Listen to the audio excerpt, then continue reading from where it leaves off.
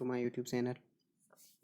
आज का ये वीडियो है, ये मृदुल शक्ति है, मतलब सॉफ्ट पावर, कठोर power, hard power and smart power.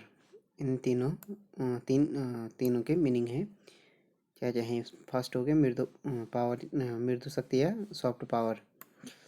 मृदु शक्ति या सॉफ्ट पावर की धारणा जोसेफ निये या जोसेफ नाई द्वारा विकसित की गई है। उन्होंने सॉफ्ट पावर शब्द का प्रयोग सबसे पहले 1990 में लिखित अपनी पुस्तक bound to lead the changing nature of American power में किया था। इन्होंने सॉफ्ट पावर का प्रयोग सबसे पहले जोसेफ नाई ने किया था 99 में। अपनी जो पुस्तक थी bound to the lead the changing nature of American power में किया था। उन्होंने इसको soft power the means to success in world politics नामक अपनी पुस्तक में और विकसित किया है जोसेफ नाई ने। जोसेफ नाई के अनुसार सॉफ्ट पावर का तात्पर्य किसी राष्ट्र द्वारा बाध्यता या भुगतान के स्थान पर अपने प्रति आकर्षण के द्वारा इच्छित वस्तु को प्राप्त करने की योग्यता से है। तो जोसेफ नाई के अनुसार यह है कि सॉफ्ट पावर का तात्पर्य है कि कोई राष्ट्र या किसी राष्ट्र द्वारा बाध्यता या भुगतान के स्थान पर क्या करना, अपने प्रति आकर्षण के द्वारा जो इच्छित वस्तु है, जो इस वस्तु को प्राप्त करना चाहता है, इच्छित वस्तु को प्राप्त करने की योग्यता से है। सॉफ्ट पावर का मुख्य तत्व अपने प्रति दूसरों का आकर्षण है। सॉफ्ट पावर का मुख्य तत्व है अपने प्रति क्या है, दूसरों का आकर्षण है, जिससे दूसरे देश क्या हो सकते हैं, प्रभावित होकर आपका या किसी देश का अनुसरण करते हैं, जो सॉफ्ट पावर है, तथा अपने बातों का पालन करते हैं। राष्ट्रीय स्तर पर किसी देश की राजनीतिक संस्कृति, विचार तथा नीतियाँ ऐसे हो सकते हैं, किसी देश के जो राष्ट्रीय स्तर पर किसी देश की राजनीतिक संस्कृति या विचार या नीतियाँ ऐसी हो सकती हैं जो कि दूसरों को प्रभावित व आकर्षित करे। जो मृदु शक्ति मतलब जो सॉफ्ट पावर है, एक संसाधन की तरह है तथा कूटनीति इन संसाधनों का प्रयोग करने की कला है। जैसे सेकेंड वर्ल्ड वॉर में अमेरिका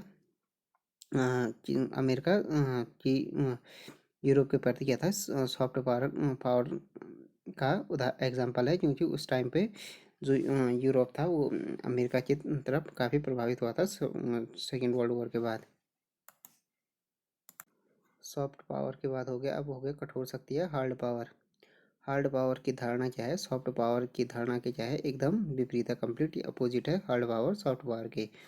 कठोर जो शक्ति का तात्पर्य है, ये हार्ड पावर का तात्पर्य है बाध्यकारी साधनों द्वारा दूसरे राष्ट्र के व्यवहार को अपनी इच्छा के अनुसार प्रभावित करने की क्षमता से है।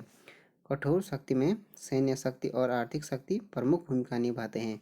जो हार्ड पावर है, ये है बाध्यकारी साधनों द्वारा दूसरे राष्ट्र के व्यवहार को क्या करना, अपनी इच्छा के अनुसार क्या करना, प्रभावित करने की क्षमता से है कठोर पावर का अर्थ है। कठोर शक्ति में क्या होता है कि हार्ड पावर में कि सैन्य शक्ति और आर्थिक शक्ति क्या प्रमुख भूमिका निभाते हैं।